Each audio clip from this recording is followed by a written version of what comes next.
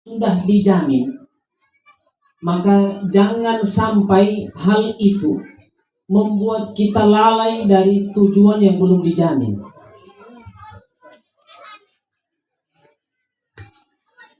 Ada satu cerita dari dua orang ulama yang merupakan guru murid, yaitu Al-Imam Malik bin Anas radhiyallahu anhu. Beliau merupakan seorang tabi'in, dan muridnya yang bernama Muhammad bin Idris Asy-Syafi'i yang merupakan tabi'in. Kemarin sudah dijelaskan Ustaz Ardiansyah bagaimana kemuliaan Imam Syafi'i dalam menuntut ilmu. Sedikit gambaran tentang rezeki sebagai pembuka mukaddimah kita.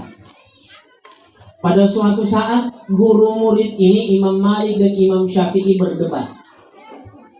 Debatnya guru terhadap murid itu tidak apa-apa dalam hal mencari kebenaran, tapi tetap menjaga adab, menjaga akhlak. Terkait masalah rezeki, Imam Syafi'i berpendapat bahwa rezeki itu, kata Imam Syafi'i, harus diusahakan baru dapat. Anda tidak usaha, Anda tidak dapat. Menurut Imam Syafi'i. Beda lagi kata gurunya Imam Malik. Kata gurunya, wahai Syafi'i, tidak seperti itu. Rezeki itu sudah ditanggung. Wa ma min dabbatin fil ardi illa 'ala Allahi rizquha. Semua yang ada di muka bumi ini semua sudah Allah tanggung rezekinya walaupun tidak usaha. Ini versi Imam Malik. Amora pintatang ya nambana nambela. Sema nakana, sema nambela. Debat mereka, adu argumen, adu dalil. Nariya pura ayatnya. Imam Syafi'i pakai ayat, pakai hadis. Imam Malik juga sebaliknya. Akhirnya Imam Syafi'i pamit keluar. Tiba-tiba dia lewat di satu tempat, ada orang yang butuh tenaga untuk memisahkan antara anggur yang baik dengan anggur yang tidak baik. Nah, ya Tuhan, aku naupu anggur, baru petik anggur bertonton, kurang tenaga untuk mensortir mana yang baik, mana yang tidak baik. Yang tidak baik dipisahkan. Imam Syafi'i kemudian menawarkan diri, akhirnya beliau pun diterima kerja di situ sebentar. Setelah bertonton kemudian dipisahkan yang baik dengan yang tidak baik, akhirnya selesai. Imam Syafi'i digaji. Gajinya bukan uang, tidak dikasih uang. Didekika bagiana. Didekika bagiana ia 4 kilo anggur. Gratis. Ini sebagai upah atas kerjanya Imam Syafi'i. Jadi ini luar biasa. Ini kita punya ulama. Sekalipun dia ulama kaliber, dia adalah seorang alim yang menjadi rujukan orang dalam hal agama, tetap juga tidak malu untuk bekerja seperti itu. Haunangan de gaji. Nangga bagia 4 kilo. Kemudian dia berpikir, nah sekarang saya mau buktikan sama saya punya guru bahwa kalau tidak kerja tidak dapat. Saya karena dapat anggur ini karena kerja. Anak dia mau kerja panglima kava. Leku kava 4 kilo.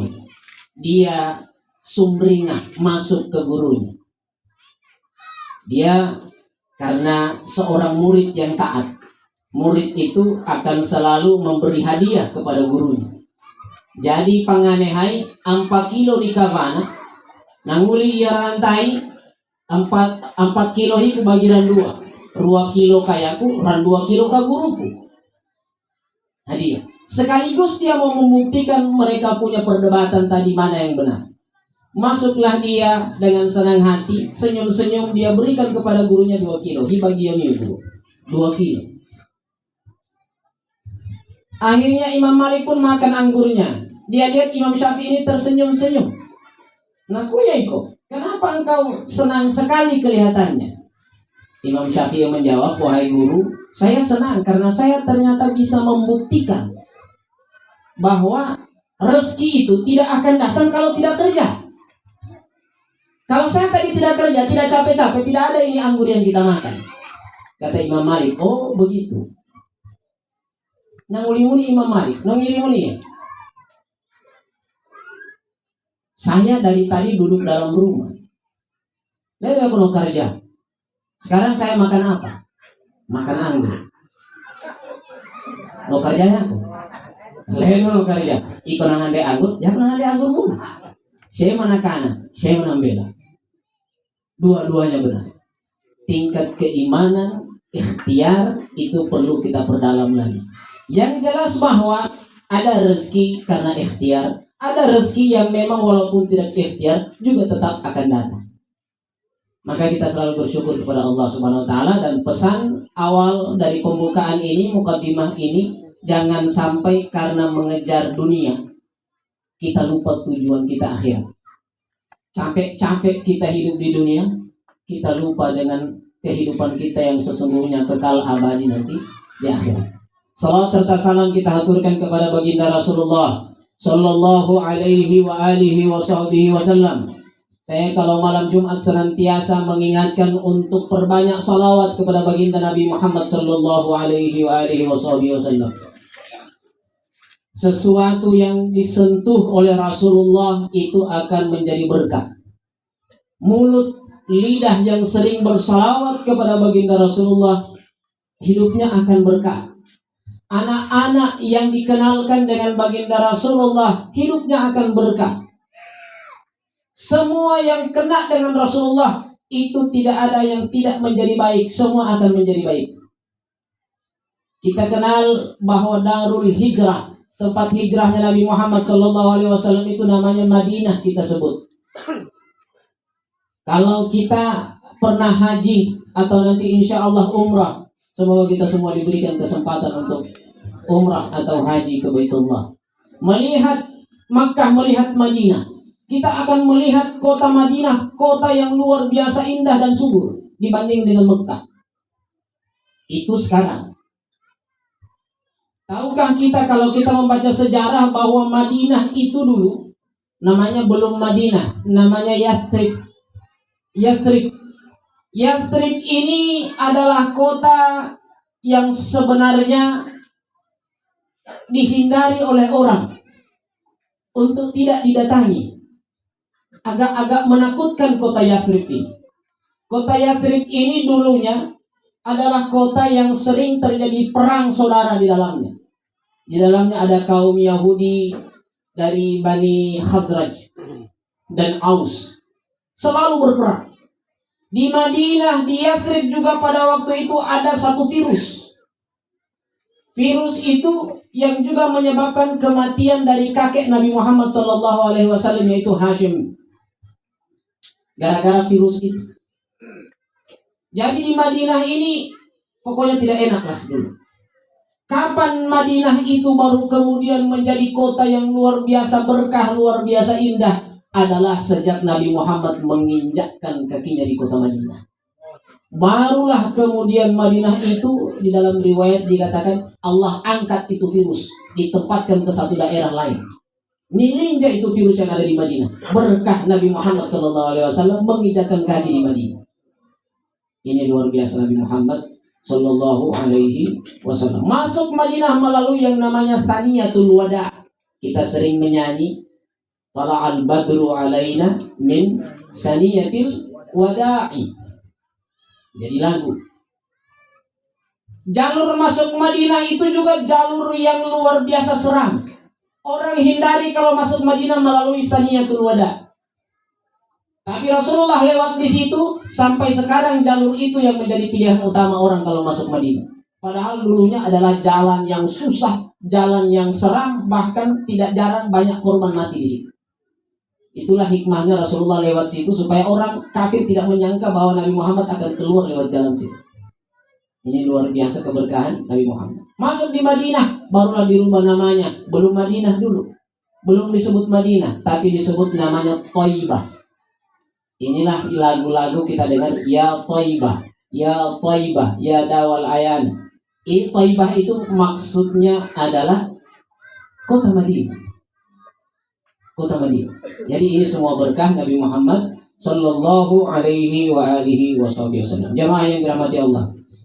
Biasanya kalau memulai ceramah saya sampaikan saya tidak terlalu lama. Kalau sekarang ini saya kayaknya lama sedikit. Minta maaf. Mas saya saja. Almarhum saya bersaksi dan tentu kita semua bersaksi adalah orang yang baik. Bukan hanya patente. Ini bukan hanya sekedar retorika belaka untuk menyenangkan keluarga. Saya kenal beliau dari kecil. Tentunya hono cetamuni. Beliau kerja juga jadi tukang, bahkan rumah orang tua saya juga beliau sempat yang buat. Saya kenal betul dengan beliau dan kita semua pasti kenal dengan beliau. Kita kalau di dalam masjid akan tengok ke sebelah kanan, ada orang yang duduk dengan kursinya di dalam masjid, itulah beliau. Di pojok sebelah kanan. Selalu begitu. Walaupun dalam keadaan sakit, beliau tetap datang sholat ke masjid. Rampuasa tarawih leduna. Walaupun dengan duduk. Ini almarhum. Dan seumur hidupnya saya yakin beliau tidak pernah menyakiti hati orang dengan sengaja. Beliau orang yang sangat baik. Toponondo. Betul-betul toponondo. Dan kebaikan beliau saya yakin dan percaya. Kebaikan orang tua kita akan membawa kebaikan pula untuk anak keturunannya. Keluarga besarnya. Nabi Nuh alaihi salam pernah diancam akan dirajam. Dirajam ini ditanam sepotong badannya, tinggal kepala yang tersisa, kemudian dilempar dengan batu. Diancam begitu, tapi tidak jadi. Gara-gara apa? Apa kata orang kaumnya yang mau merajam beliau? Laula rahtuka larajamnaka. Aneledo nantora belum totuang, sudah kami rajam engkau. Kalau kami tidak mengingat kebaikan orang tua kamu, akan kami rajam. Dan tidak sedikit kalau ada anak yang sukses. Jangan langsung sombong. Apa yang dia dapatkan itu belum tentu karena murni usahanya. Tapi bisa jadi itu adalah karena doa-doa orang tuanya. Kebaikan orang tuanya yang belum sempat Allah balas di dunia, tapi kemudian beliau keburu meninggal. Kebaikan itu dampaknya diberikan kepada anak-anaknya. Saya seperti itu beranggapan. Kalau sampai seperti ini, bukan karena kita yang hebat, bukan karena saya hebat. Mungkin ada kebaikan orang tua saya dulu, orang tua kita dulu, sampai kemudian kita jadi seperti ini. Dan yakinlah bahwa tidak ada satupun kebaikan yang akan sia-sia. Povia belo pakade. Berbuat baik sebanyak-banyaknya tanpa berharap balasan. Allah Maha Adil, Allah tidak akan menyia-nyiakan satupun perbuatan baik. Akan Allah balas indah di akhirat nanti, dan lebih banyak juga Allah balas di dunia. Dan sekali lagi, kalau belum sempat Allah balas kepada orangnya, Allah akan balas kepada anak-anaknya. Maka banyak kita dengar ada orang beruntung hidupnya. Sebenarnya bukan beruntung karena dianya, tapi karena orang tuanya. Inilah almarhum. Saya yakin. Sehingga kita kemudian berkumpul malam ini, kita mendoakan beliau. Kita istighfar kepada beliau. Anak-anaknya saya ingatkan untuk banyak-banyak mengirimkan doa istighfar kepada almarhum. Tapi jamaah yang dirahmati Allah Subhanahu wa taala, ada istighfar yang lebih luar biasa, dan ini yang menjadi pokok ceramah saya. Ada istighfar luar biasa yang lebih hebat daripada istighfar kita. Lebih hebat daripada kita punya istighfar. Istighfarnya siapa yang lebih hebat daripada kita punya istighfar? Yaitu istighfarnya para malaikat. Istighfar para malaikat. Kita beristighfar belum tentu Allah ampuni. Tapi kalau malaikat yang istighfar, pasti Allah kabulkan. Tergantung kepada siapa malaikat itu memohonkan istighfar, memohonkan ampun di hadapan Allah. Ternyata kalau kita melihat ke dalam hadis-hadis baginda Nabi Muhammad SAW, paling tidak ada 12 golongan. Ternyata ada 12 golongan yang malaikat memintakan ampun untuk orang itu. Sekali lagi, kalau orangnya sendiri yang istighfar bisa diterima, bisa tidak. Tapi kalau malaikat yang mengistighfarkan untuknya, pasti Allah terima, pasti Allah ampuni dosa-dosanya. Mudah-mudahan mereka apa sapuran dua. Mau gimana? Sapuran dua. Singkat-singkat saja kalau begitu.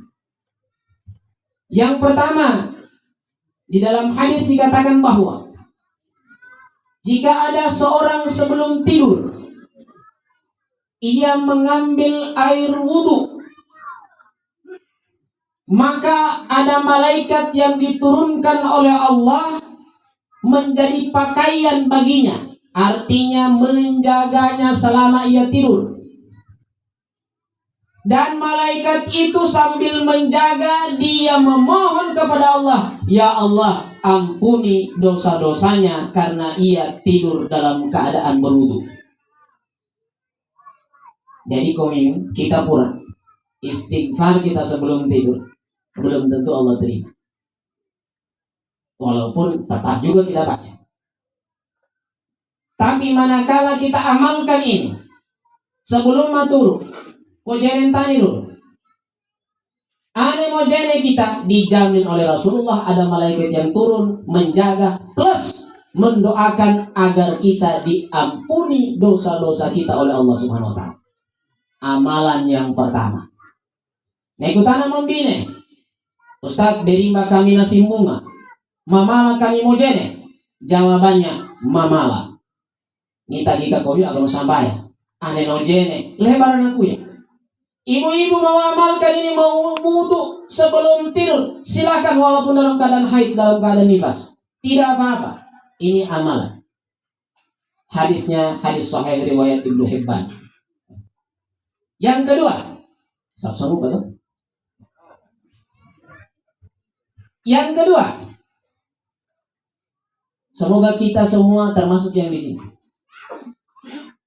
Yang kedua yaitu orang yang dia pergi berangkat ke masjid,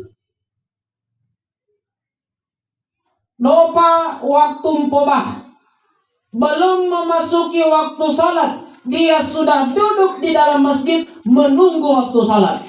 Kalau ada orang datang sebelum azan, dia menunggu waktu salat, turun malaikat mendoakan, ya Allah, ampuni dosa-dosa orang ini karena ia menunggu waktu salat.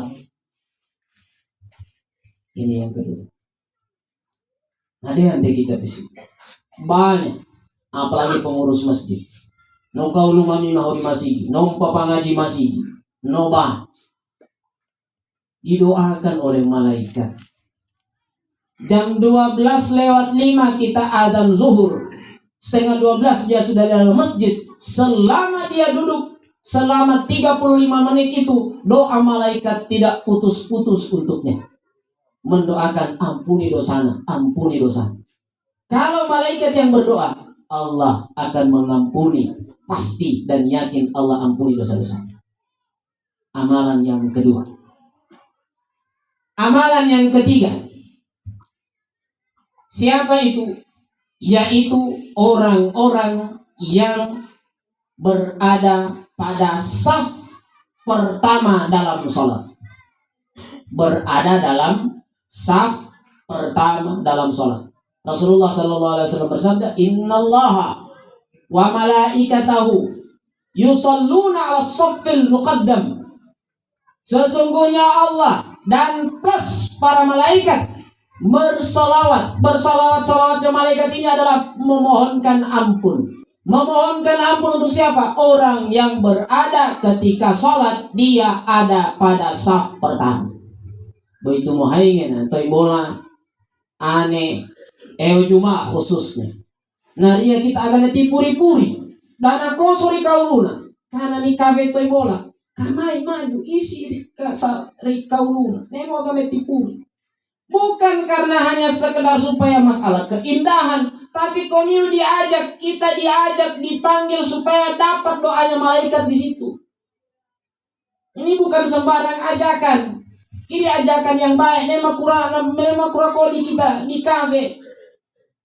Kabe loaka kita. Kebaikan untuk kita. Kecuali kalau tempat yang dibangun Puaima itu khusus. Itu istilahnya VVIP.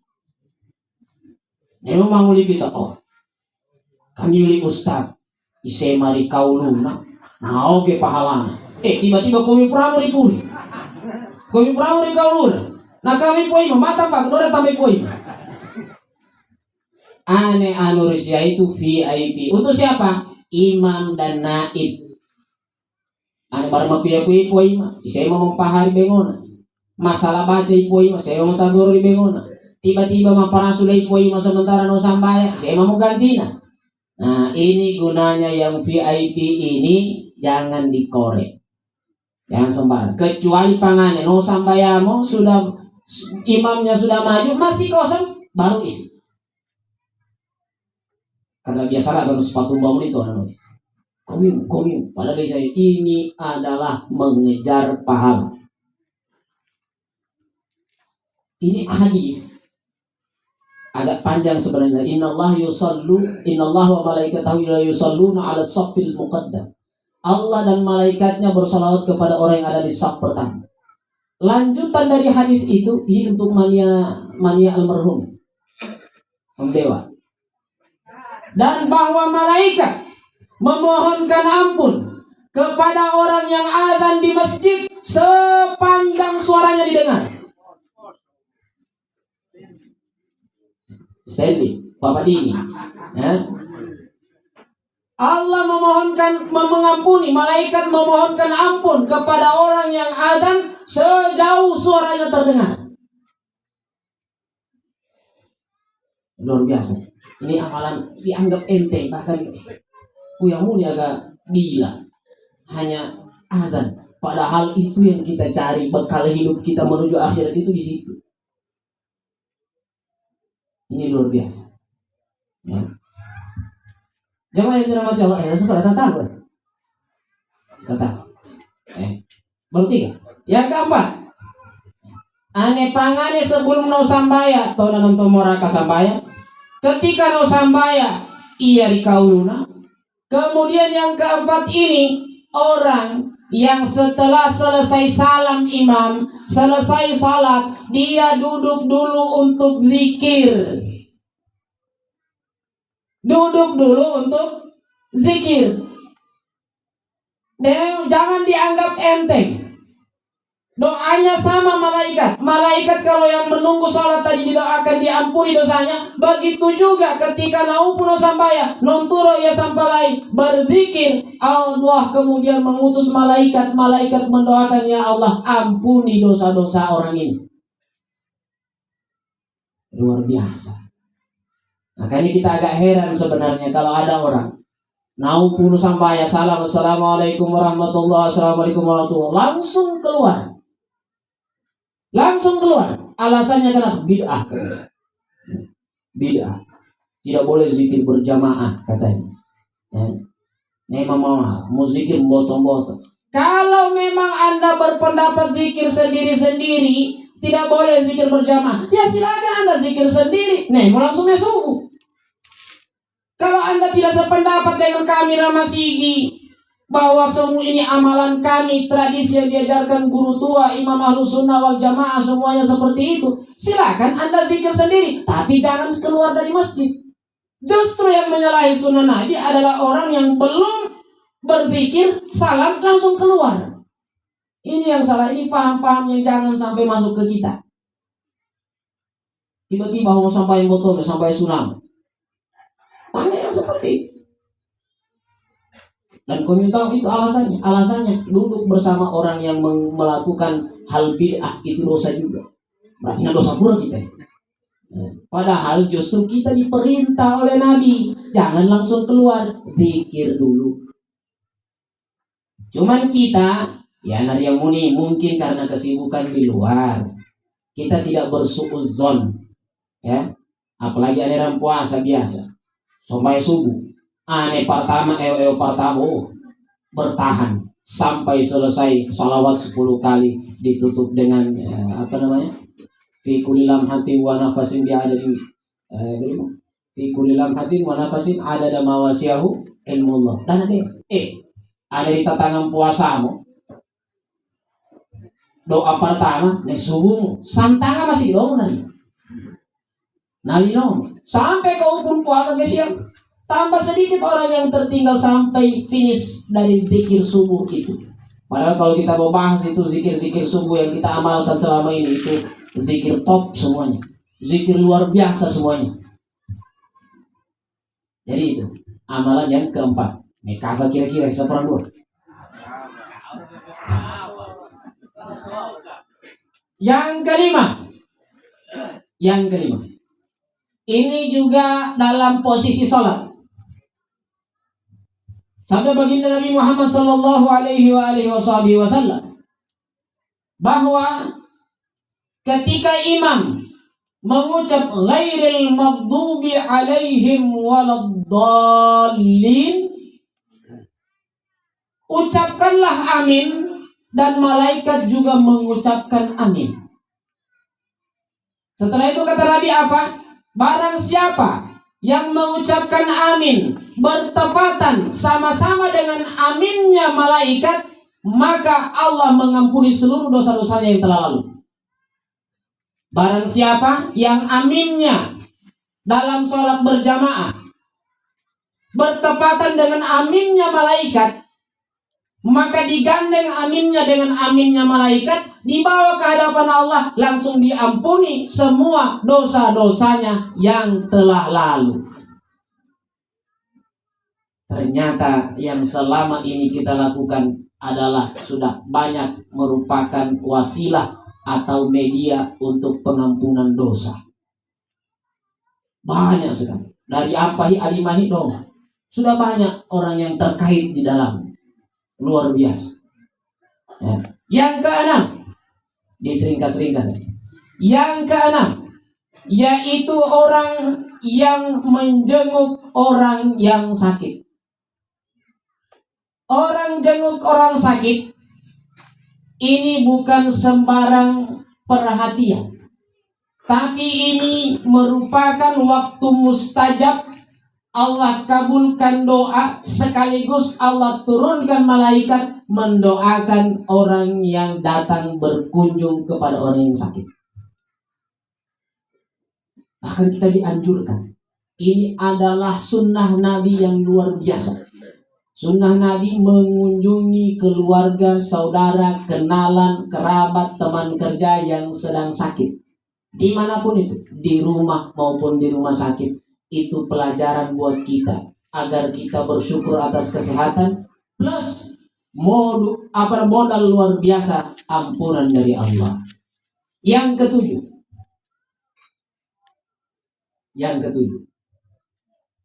ketujuh ini yaitu orang yang berinfak, bersedekah di pagi hari. Saya sudah sering sampaikan kalau yang ini. Berapapun jumlahnya, kalau repot, kalau malu, mungkin agak sanjobu ruan jobu. Kalau repot mau pergi cari siapa yang mau terima ini 1.000 2.000, siapkan kotak amal di rumah. Setiap pagi ambil uang berapa saja kemampuan kita. Mau sanjobu, mau ruan jobu. Apalagi ada sampai 50 jobu, bersedekah dia masukkan ke dalam kotak amal yang sudah dia siapkan. Kemudian dia berdoa, dia berniat bersedekah pada pagi hari itu, maka Allah turunkan malaikat. Ada dua malaikat yang diturunkan. Yang satu berdoa, Allahumma a'ti kulla munfiqin khalafa. Ya Allah, tambahkan rezeki dan keberkahan bagi orang yang mau sedekah ini. Dan malaikat yang satu juga berkata, ya Allah, hancurkan, jangan kasih berkah orang yang tidak mau sedekah setiap pagi. Maka prinsipnya, Kalau orang mau sukses, mau banyak rezeki, mau gak sakit dalam raja kita, jangan ragu untuk mengeluarkan sedekah. Jangan menganggap semakin kita simpan, kita tidak keluarkan semakin banyak. Tidak, justru sebaliknya. Semakin kita rajin keluarkan, itu akan semakin harimau sopa baik petingguli. Harimau sopa petingguli. Belum lagi keberkahan, kesehatan. Ini sedekah luar biasa. Saya tidak panjang lebar. Yang berikutnya, para kesaksian kampung. Sasio 8.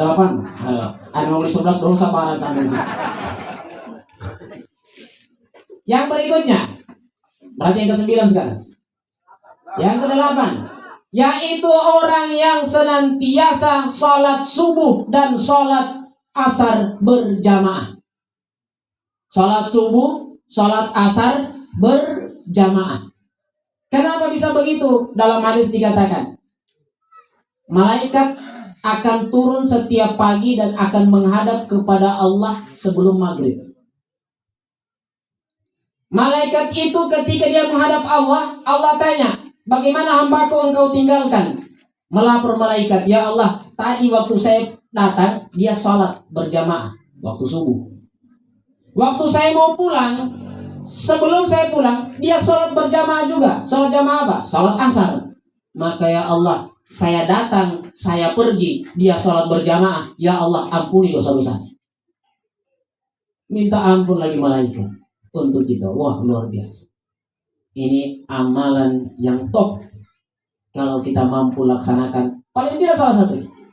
Paling tidak salah satu. Yang ke-9.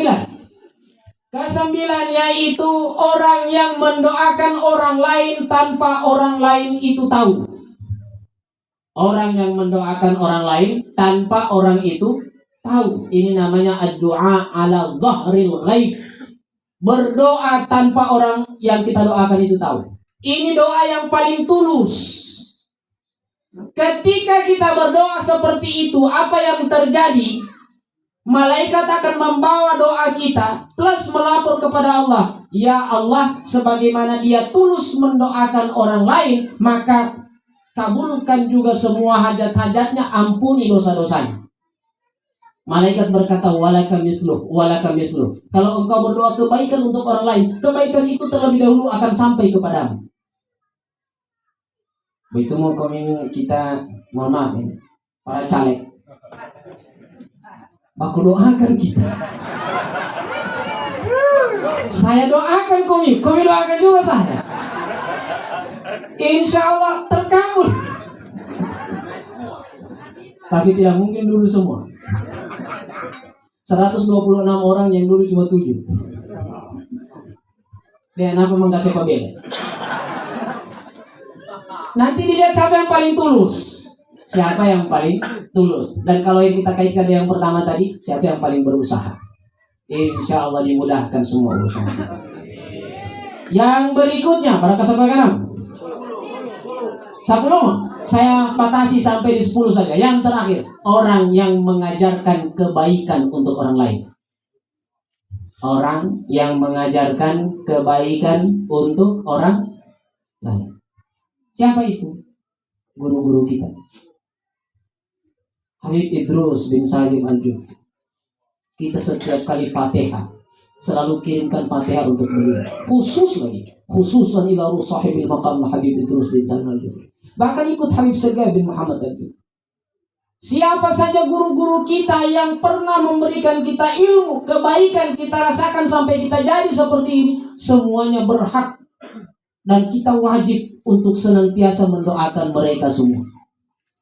Dalam hadis yang sahih, dan hadis ini sering dibawakan disampaikan oleh guru kita Habib Segaf bin Muhammad Al-Jufri. Innallaha wa malaikatahu la yusalluna ala muallimin nasal khair. Allah dan malaikat, bahkan dalam hadis yang lain dikatakan, bahkan seluruh ikan yang ada di lautan, burung-burung yang ada berterbangan, semut-semut yang ada di dalam lubang, semuanya memohonkan ampun untuk orang yang mengajarkan kebaikan untuk orang lain. Makanya anak-anak saya ini alhamdulillah sudah tamat, saya suruh mengajar semua. Semoga berkah untuk orang tuanya. Amin. Dan kita semua yang ada di Kabupaten khususnya. Jadi Bapak Ibu yang dirahmati Allah, Bisa baru anu agak tora-torata. Kita tidak mampu laksanakan semua, pilih beberapa yang kita mampu. Dia mampu banyak, satu itu saja. Daripada rapuh via pura kau puna evangelium Ustaz Ardian saya nah dia gagal nyuan. Akhirnya nah boleh. Lena saya, agak saya urwayo saminggu dong, nonton. Tapi kalau ambil sedikit tapi istiqamah, itulah amal yang paling baik. Semoga ada manfaatnya. Mohon maaf kalau ada kekurangan, kita saling mendoakan kebaikan dan insya Allah almarhum diampuni dosa-dosanya oleh Allah Subhanahu wa taala, diberkahi keluarganya, dan insya Allah kita semua mendapatkan berkah dari baginda Nabi Muhammad SAW pada malam Jumat ini. Wassalamualaikum warahmatullahi wabarakatuh.